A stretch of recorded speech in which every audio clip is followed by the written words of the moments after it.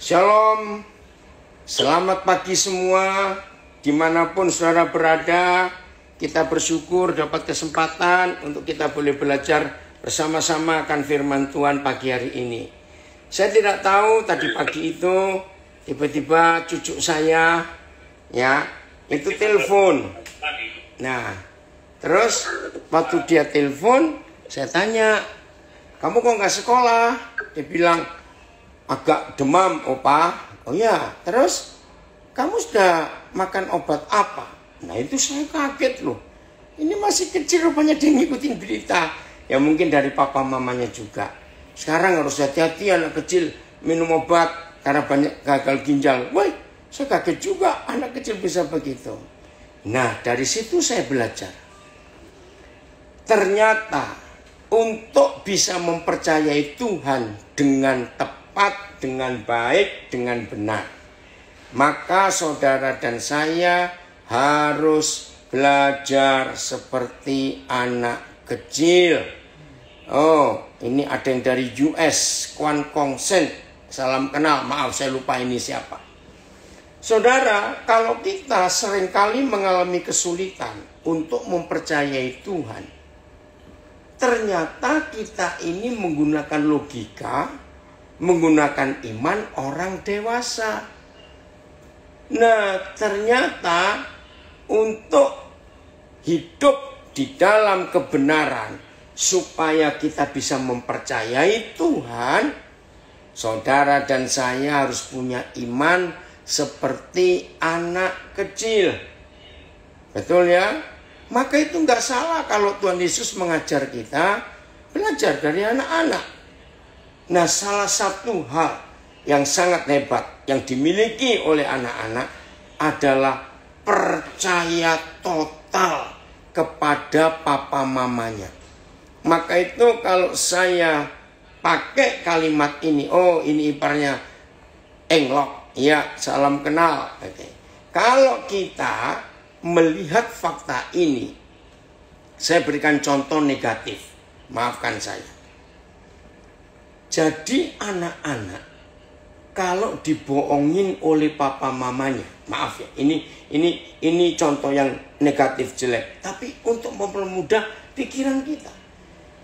Percaya tidak, kalau anak-anak dibohongin orang tuanya, buat mereka itu bukan bohong, itu benar. Coba renungkan kalimat ini. Jadi anak-anak itu kalau bilang percaya kepada papa mamanya, mereka itu percaya total. Maka itu ketika mereka dibohongin, aduh maaf saya pakai ilustrasi jelek ini, mereka tetap percaya bahwa itu bukan bohong. Papa mamanya berkata benar. Coba renungkan kalimat ini. Maka itu berapa tahun yang lalu, ya coba Pak Andreas atau Joy atau siapa yang orang Malang bergabung, ada peristiwa tragis di Malang. Kira-kira 5 atau 6 tahun yang lalu, saya lupa. Aduh, saya ikut menangis sedih. Seorang mama yang karena masalah ekonomi, ya, seorang mama karena masalah ekonomi, waktu itu suaminya lagi pergi keluar kota untuk bekerja cari duit. Gempar kisah itu. Mama ini memberi makan 4 anaknya dan dikasih racun. Dimakan, saudara. Nah, setelah mamanya tahu 4 anaknya meninggal karena dia racun, akhirnya mama ini bunuh diri makan racun yang sama. Saya nggak bisa bayangkan yang jadi suami dan papanya 4 anak ini.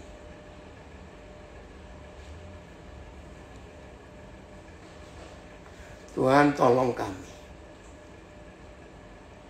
Mengapa anak-anak bisa punya iman yang total kepada orang tuanya? Saya ulangi. Mengapa anak-anak bisa punya iman yang total kepada papa mamanya? Ada yang komen, tema hari ini bukan suatu kebetulan. Selama beberapa waktu ini, Papa di surga ngajari saya lewat anak-anak. Haleluya.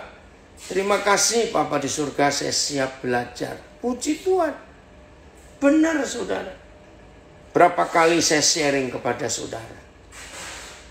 Hal terbesar yang membuat saya bisa menemukan arti firman yang sangat sulit sekalipun untuk dimengerti, itu ketika saya memakai logika anak-anak untuk mengerti firman Tuhan itu.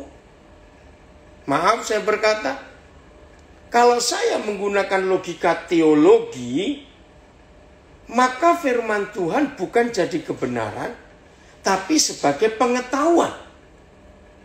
Coba bedakan ini. Kalau ada di antara kita yang ikut belajar via Zoom, Instagram, Facebook ini, izinkan saya berbagi pengalaman yang luar biasa. Orang yang membagikan dan mengajarkan firman Tuhan, menggunakan filosofi, menggunakan konsep, menggunakan logika teologi, maka firman itu tidak menjadi sebuah kebenaran, tetapi menjadi sebuah pengetahuan. Nah, saudara harus tahu. Lalu apa bedanya pengetahuan dan kebenaran? Oh, beda. Kebenaran itu selalu bekerja lewat hati. Dengar ya. Kebenaran selalu bekerja lewat hati. Tetapi pengetahuan itu masuk dulu lewat pikiran. Maka itu semua ilmu pengetahuan, ada kata ini, biologi, antropologi, ya, geologi, psikologi, banyaklah logi-logi yang lain. Nah, kenapa ada kata logi? Ya karena ada logika. Nah, jadi semua hal yang ada kata logi itu selalu masuk ke pikiran dulu, ke otak dulu. Tapi kalau kebenaran selalu menusuk dan bekerja di hati. Setelah hati manusia yang keras dan membatu itu diubah oleh kebenaran, otomatis masuk ke logikanya. Maka cara bekerja logikanya akan sesuai dengan apa yang tertulis. Kalau di dalam istilah lain, isme. Contoh, komunis sebelum ada isme. Komunis itu sangat alkitabiah. Maafkan saya, jangan protes dulu. Ya, loh kenapa? Karena akar kata komunis itu dari Kisah Rasul pasal 2. Komuni. Nah, kalau saudara orang Katolik pasti tahu. Komuni dalam gereja Katolik disebut Ekaristi, perjamuan kudus. Nah, kata komuni itu artinya bersekutunya Tuhan dengan manusia. Maka itu kalau ada komuni, ada perjamuan kudus.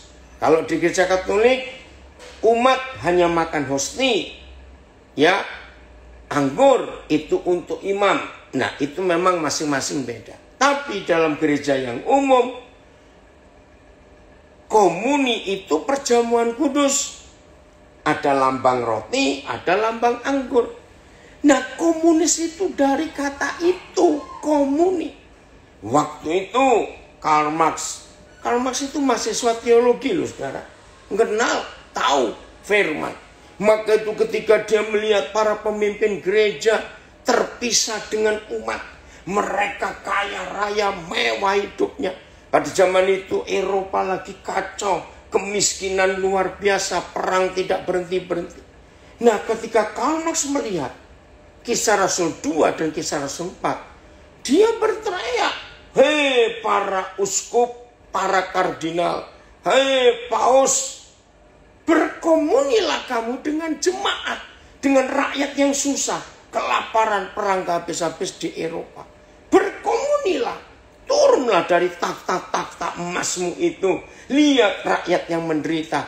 Tuhan saja mau berkomuni dengan manusia, menjadi manusia dan hidup di tengah-tengah manusia. Kenapa kalian para pemimpin, para gembala hanya hidup mewah di istana-istanamu yang megah? Itu teriakan Karl Marx. Maka itu dari kata komuni ada kata komunikasi. Dari kata komuni ada kata komunitas. Mike, Papa dengar Mama dipanggil Tuhan ya Mike. Ricky lihat ini. Saudara kita luar biasa mamanya. Baru dipanggil Tuhan tadi pagi. Tapi tetap sekarang ikut belajar firman Tuhan. Tuhan menghibur keluarga kalian ya Mike. Ya, luar biasa. Ini contoh yang hebat. Ya sudah. Sudah meninggal mau diapakan. Tapi tetap mau ikut belajar. Puji Tuhan. Nah, jadi komunisme itu sangat alkitabiah. Aneh sekali, tapi itu fakta. Nah, tapi sayang, setelah Karl Marx meninggal, pengikut-pengikutnya yang lain, seperti Friedrich Engels, Stalin, Mussolini, ya siapa lagi saya lupa, mengubah itu menjadi isme atau faham yang dibalik oleh kuasa setan melawan Tuhan.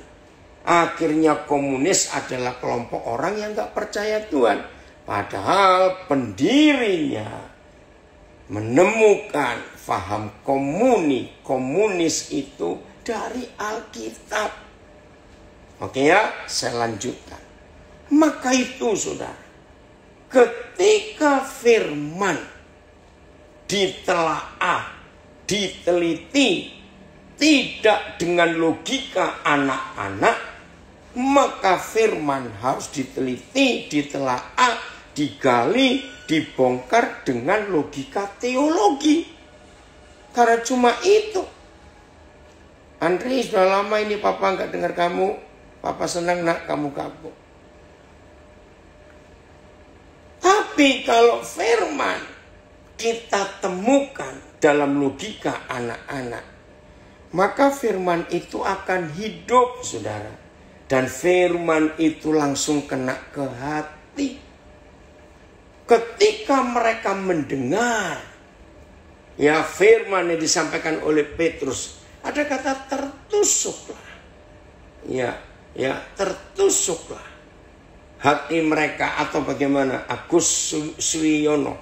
Iya, exactly, absolute, agree, Papi Daniel. Memang itu. Pasal 2 ayat 36 atau 37. Tolong. Nah ini loh, kalau firman disampaikan sebagai kebenaran. Ya, ayat 37. Terima kasih. Dengar. Ini pertama kali Petrus khotbah.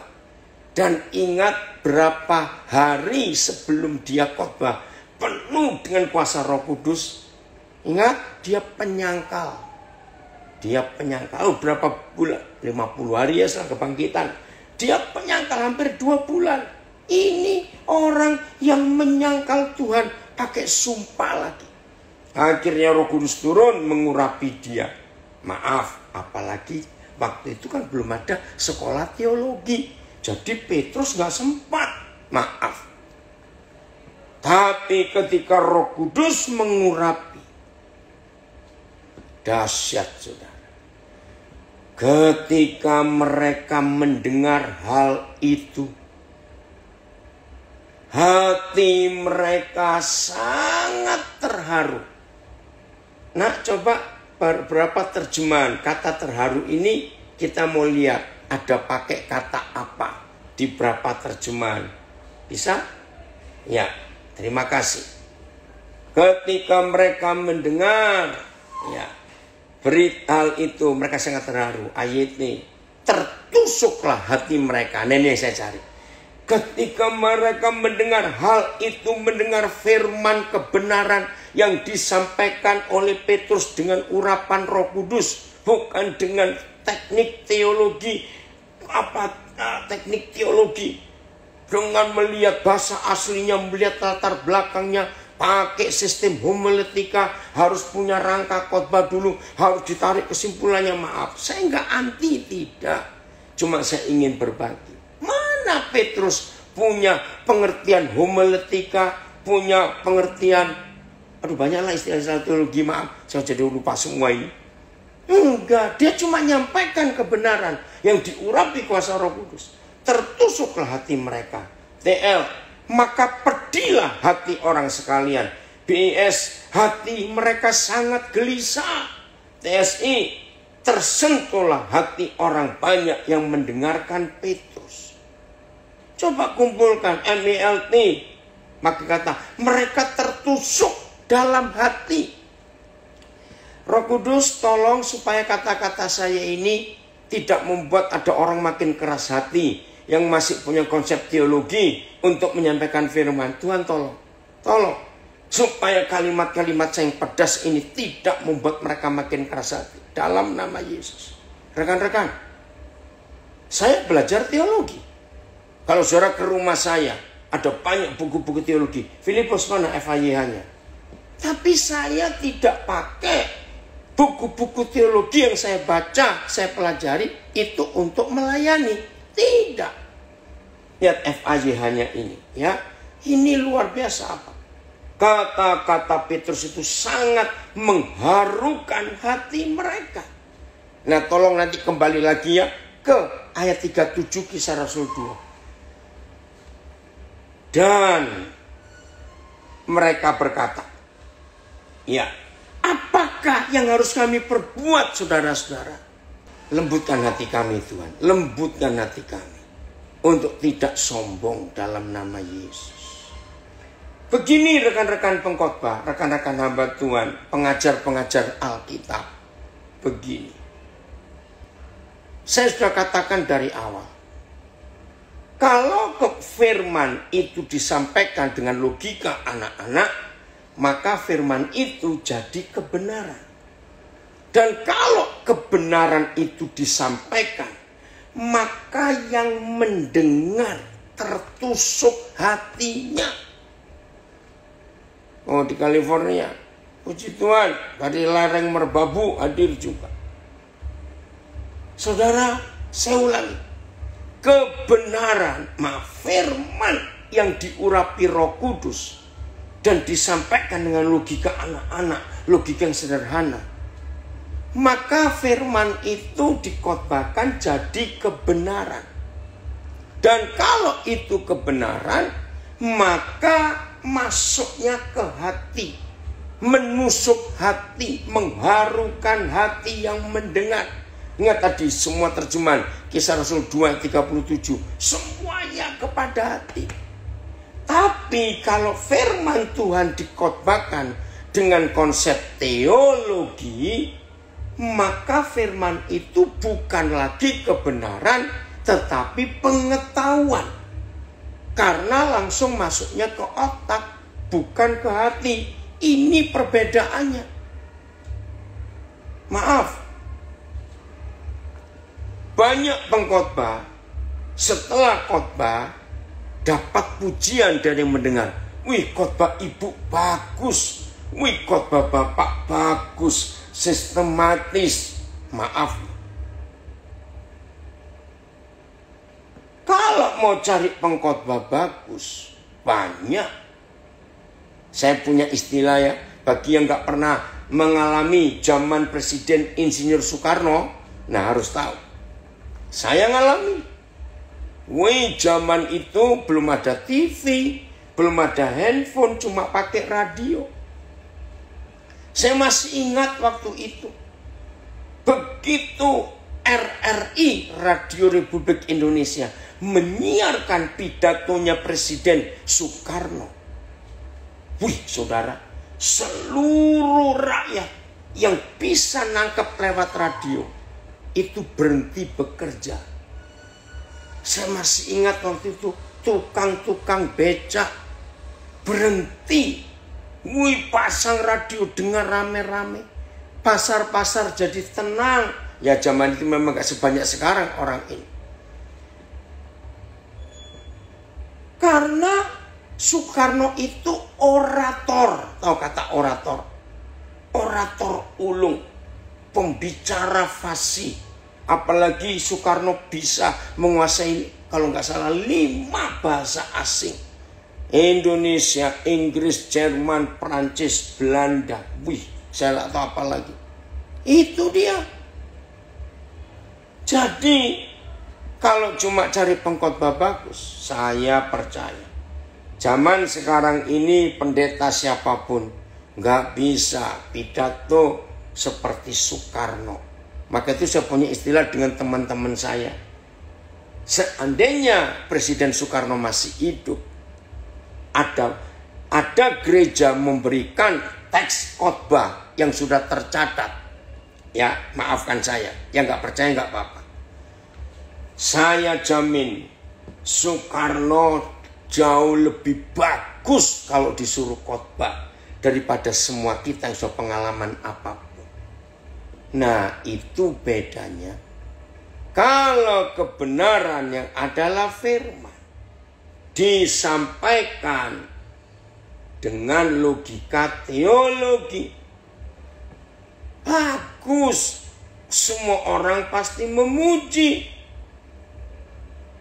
Ya, dari Martapura, iman bukan soal apa yang kita lihat, tapi soal yang kita percaya. Betul. Miliki iman seperti miliki iman yang tak tergoyahkan, bukan iman air di daun talas yang keliling terus lari-lari. Betul. Kalau mau cari pengkhotbah yang bagus, lebih baik cari motivator. Betul. Pembicara motivator tuh hebat-hebat kalau suruh ngomong. Lebih memacu adrenalin. Tapi sifatnya sementara, emosional belaka. Betul. Horas Pak Sinambela. Quote Koden dalam khotbah yang lalu. Tuhan tidak minta pengikut atau muridnya untuk pandai khotbah, tapi pandai bersaksi. Betul. Tapi kalau menyampaikan firman dengan logika anak-anak, maka yang mendengar itu tertusuk hatinya, terharu hatinya. Yang mendengar itu hatinya diaduk-aduk karena yang disampaikan itu kebenaran dan pakai logika anak-anak. Coba lihat Yeremia 23 ayat 22. Sampai hari ini saya belum pernah menemukan ayat lain yang sejelas ayat ini. Yeremia 23 ayat 22. Nah, rekan-rekan saya pengkhotbah, perhatikan. Oke, dari Mojokerto, EP kelas 3B bergabung. Puji Tuhan. Lagi sekali para pengkhotbah, simpan Yeremia 23 ayat 22 ini. Simpan.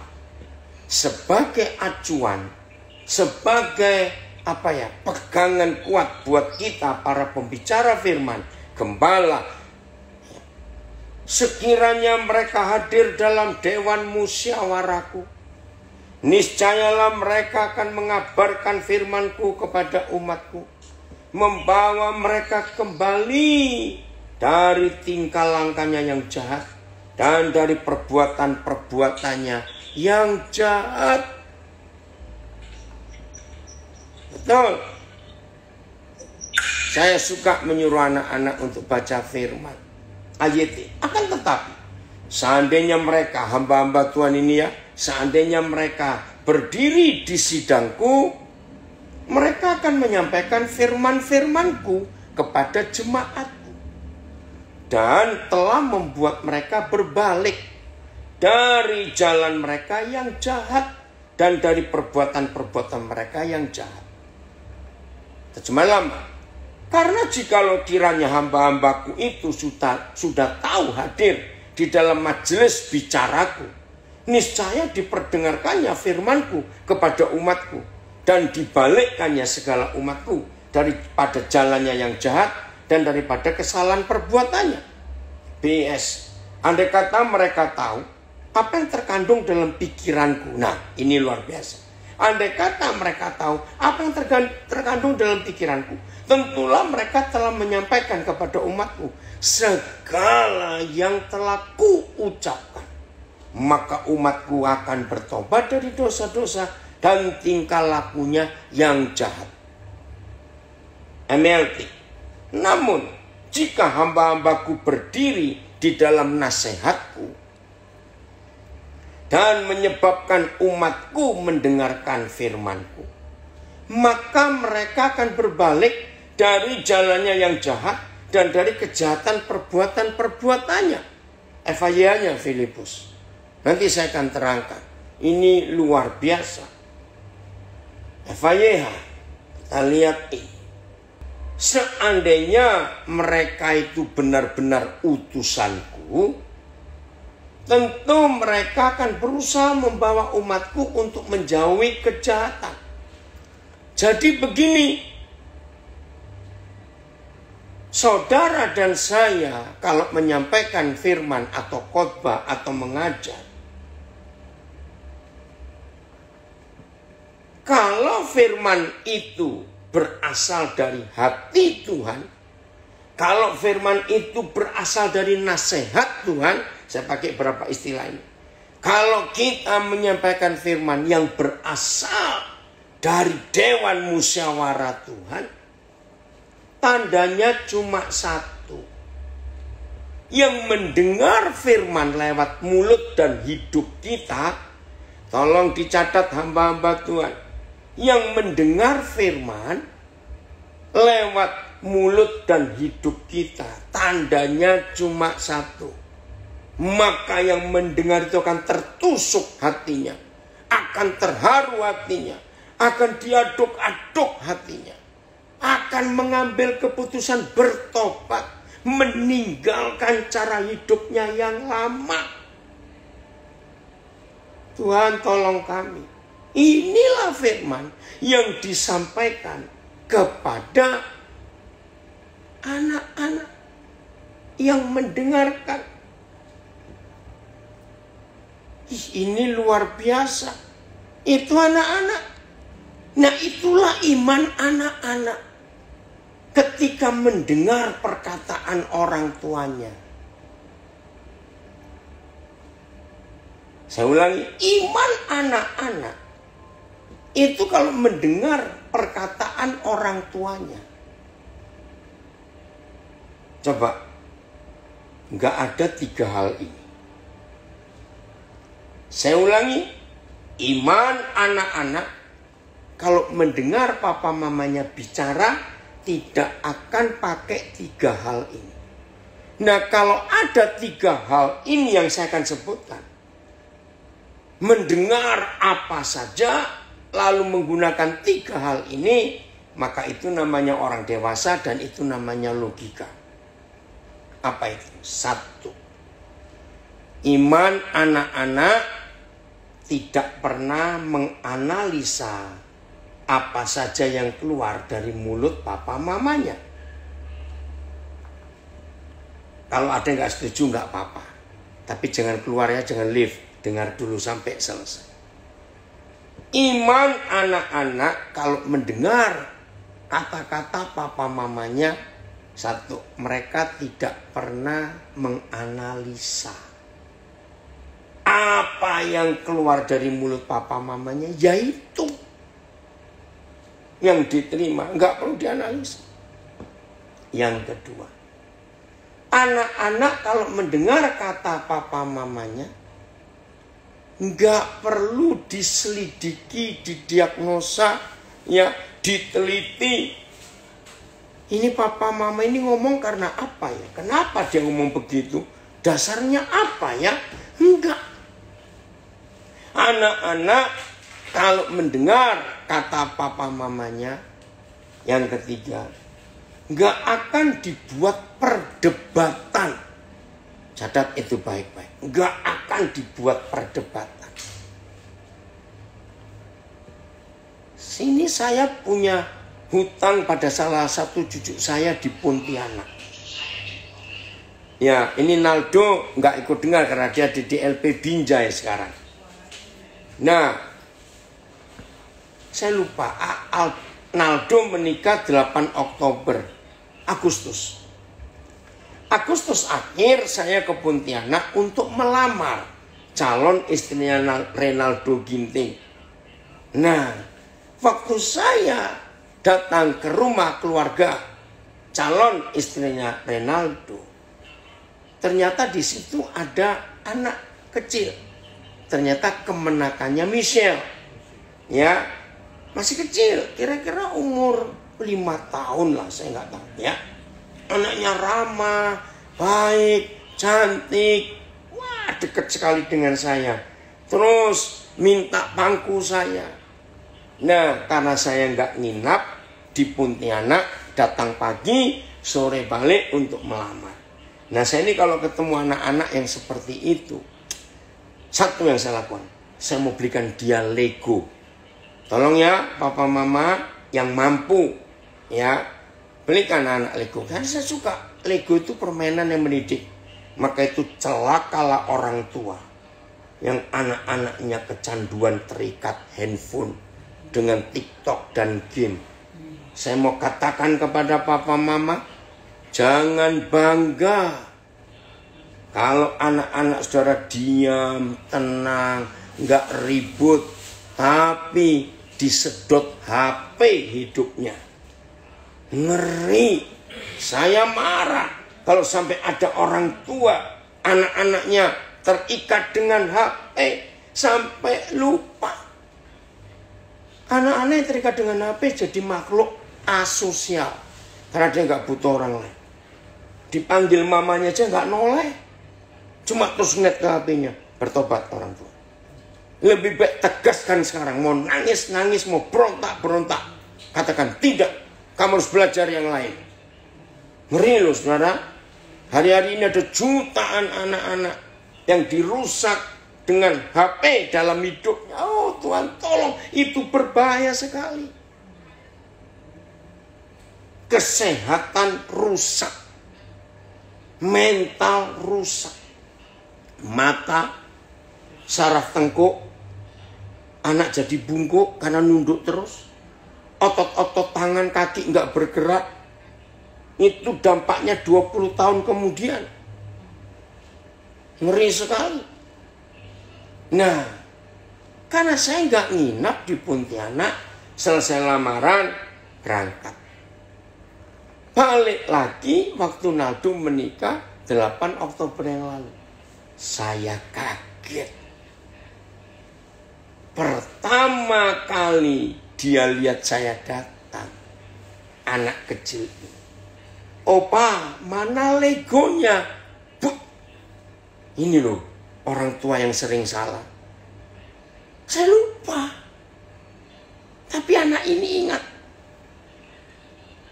Nah, maka itu saya bisa katakan, iman anak-anak itu tidak perlu menganalisa, tidak perlu dipertanyakan kenapa kok bisa ngomong begitu, maunya apa. Nggak peduli.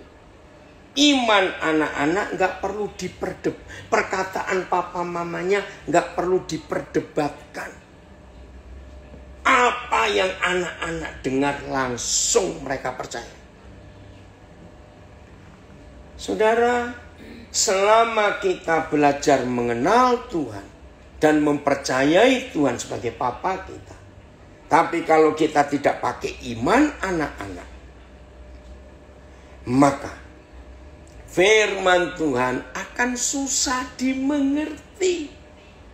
Karena semua dianalisa, diperdebatkan. Maka itu ada istilah disanggah. Dokter-dokter, calon-calon dokter di bidang ilmu apa saja, dokter psikologi, dokter biologi, dokter antropologi, calon-calon dokter, calon dokter teologi. Hanya ada satu yang bisa menentukan apakah pribadi itu layak punya gelar dokter atau tidak. Maka di semua kampus dunia ada istilah mempertahankan disertasi. Dipertahankan.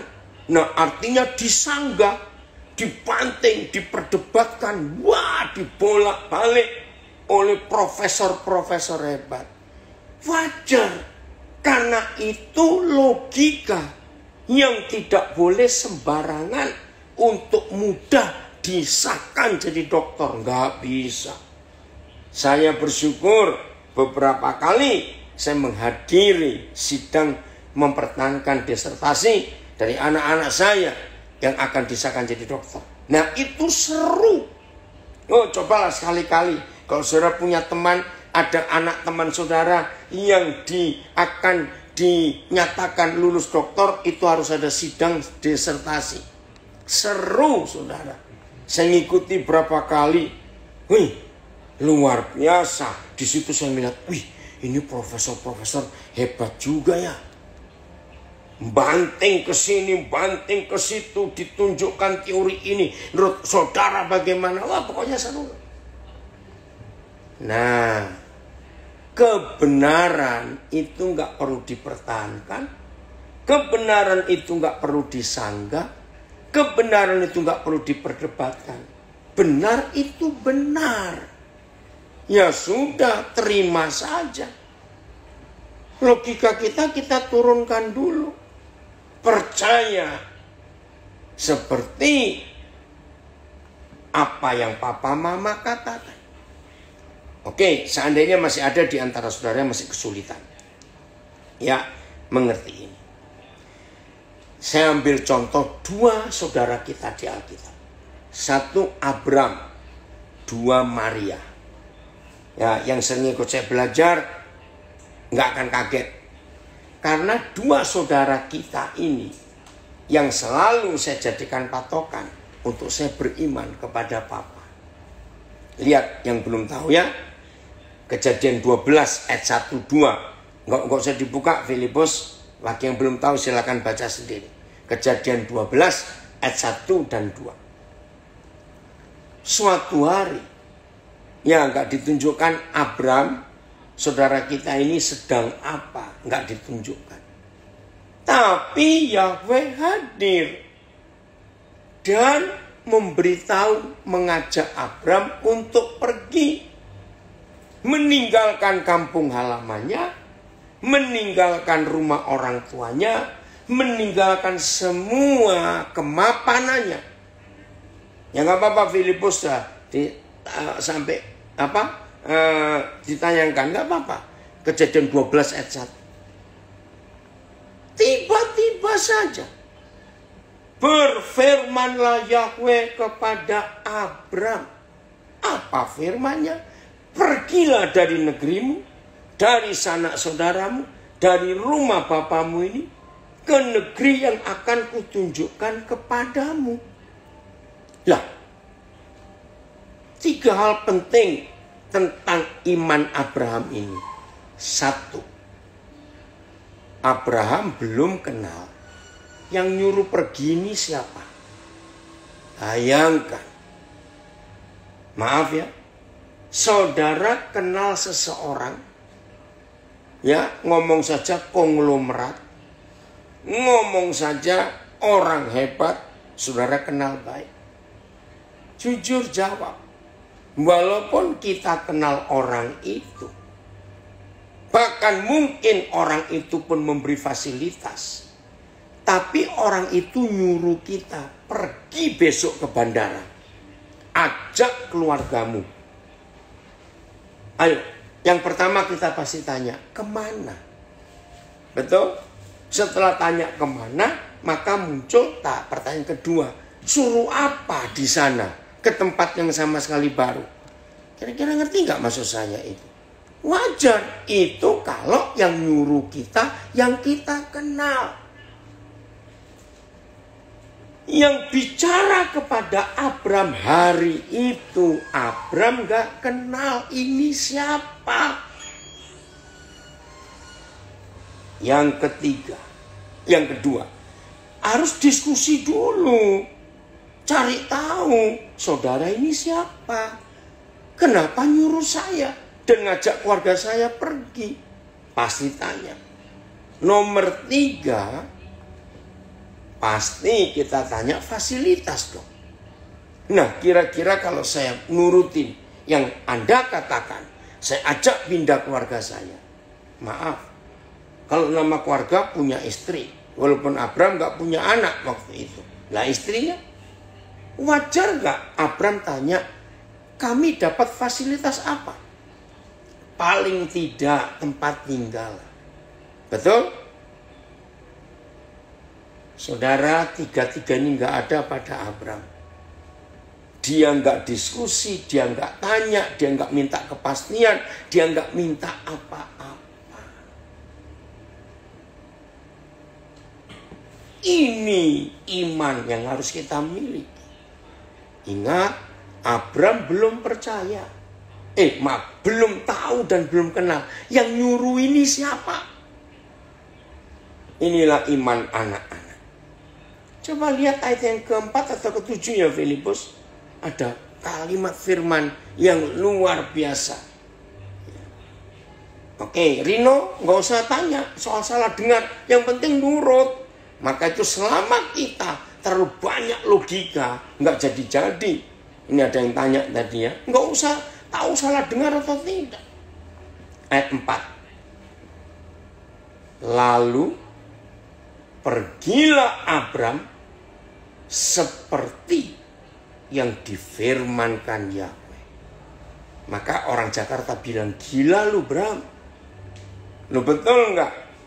Rino, maka itu stop diskusi dengan Tuhan. Miliki iman anak-anak.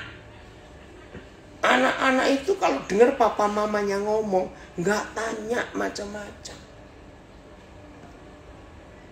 Betul ya? Ini luar biasa. Hebat. Ini iman anak-anak yang dimiliki Abram. Maka itu akhirnya kisah Abram ini menjadi Abram luar biasa. Yang kedua itu Maria. Maria ini gila lagi. Gadis. Belum menikah. Tapi sudah punya tunangan. Tahu-tahu Tuhan minta dia untuk mengandung tanpa menikah. Zaman sekarang beda dengan zaman itu.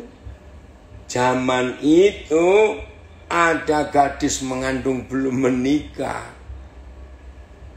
1, mati. Ngeri sudah. Lah, lalu Maria tanya. Nah, kalau Maria masih tanya kepada Gabriel yang mengunjunginya, sebentar-sebentar Gabriel, bagaimana aku bisa hamil? Karena aku belum menikah. Lalu Gabriel menjelaskan, begini begitu Maria, engkau akan hamil. Nah, walaupun sudah dijelaskan, tapi kan tidak ada solusi. Nah, seandainya aku hamil lalu dirajam batu, terus gimana aku? Nah, itu yang hebat imannya Maria. Enggak ada. Coba buka Lukas 1:38. Setelah Maria mendengar penjelasan Gabriel.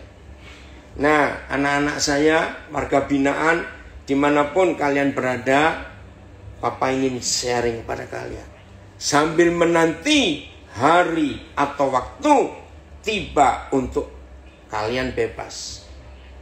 Sambil menunggu waktu itu, hiduplah seperti anak-anak yang sangat percaya kepada papanya. Jangan banyak bertanya, jangan ragu-ragu ya, warga binaan, waktunya pasti akan tiba. Nah, begitu pula semua kita. Ayo mulai hari ini semua kita punya iman Abram, punya iman Maria. Lihat ini Lukas 1:38. Setelah Maria mendengar penjelasan, walaupun lewat Gabriel malaikat, tapi Maria percaya yang berfirman itu papanya yang di surga. Kata Maria, sesungguhnya aku ini adalah hamba Tuhan. Ya Jeff, sembuh, mujizat terjadi untuk Neil. Antar cek darah. Sesungguhnya aku ini adalah hamba Yahweh. Jadilah padaku menurut perkataanmu itu. Nah, ini iman anak-anak. Anak-anak itu papa mama ngomong apa, nyuruh apa, nggak ada yang diskusi, apalagi debat, enggak. Yang diucapkan oleh papa mama itu dipercaya total oleh anak-anaknya. Ini sangat luar biasa. Kalau kita mau mempelajari apa yang Tuhan percayakan. Maka itu dengan dua contoh ini, kiranya saudara masing-masing bisa hidup di dalam kebenaran yang hebat sekali. Yaitu percaya kepada Tuhan kita seperti anak-anak percaya kepada papa mamanya.